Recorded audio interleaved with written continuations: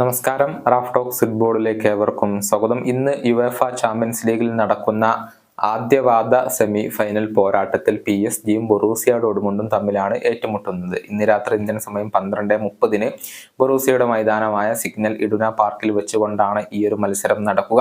നമുക്കറിയാം, PSG ഈ സീസണിൽ മികച്ച പ്രകടനമാണ് നടത്തിക്കൊണ്ടിരിക്കുന്നത്. അതിൽ പ്രധാന പങ്ക് വഹിക്കുന്ന ഒരു താരമാണ് പോർച്ചുഗീസ് സൂപ്പർ താരമായ വിറ്റീഞ്ഞ.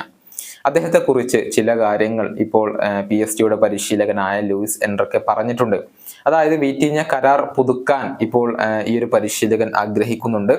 അതായത് ലോകത്തെ ഏറ്റവും മികച്ച മധ്യനിര താരങ്ങളിൽ പെട്ട ഒരു താരമാണ് വിറ്റീഞ്ഞ എന്നാണ് ഇപ്പോൾ ലൂയിസ് എൻറിക്കെ പറഞ്ഞിട്ടുള്ളത്. അദ്ദേഹത്തിന്റെ വാക്കുകൾ ഇങ്ങനെയാണ്: അദ്ദേഹത്തിന്റെ പൊസിഷനിൽ അഥവാ മധ്യനിരയിലെ ലോകത്തെ ഏറ്റവും മികച്ച താരങ്ങളിൽ ഒരാളാണ് വിറ്റീഞ്ഞ.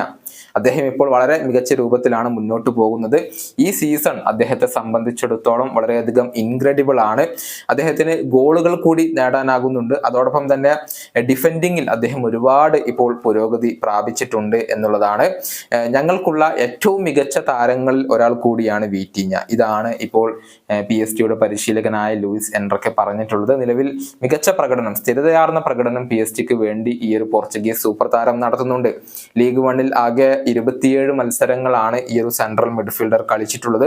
അതിൽ നിന്ന് 7 ഗോളുകളും 4 അസിസ്റ്റുകളും സ്വന്തമാക്കാൻ അദ്ദേഹത്തിന് കഴിഞ്ഞിട്ടുണ്ട് എന്നുള്ളതാണ്. ഏതായാലും PSG-യെ സംബന്ധിച്ചിടത്തോളം അദ്ദേഹത്തിന്റെ കോൺട്രാക്ട് പുതുക്കാൻ അവരിപ്പോൾ ആഗ്രഹിക്കുന്നുണ്ട്. അധികം വൈകാതെ തന്നെ വിറ്റീഞ്ഞ പുതിയൊരു കോൺട്രാക്റ്റിൽ ഒപ്പുവെക്കും എന്നാണ് പ്രതീക്ഷിക്കപ്പെടുന്നത്. ഈ വീഡിയോയുടെ അവസാനിപ്പിക്കുന്നു. വീണ്ടും കാണാം.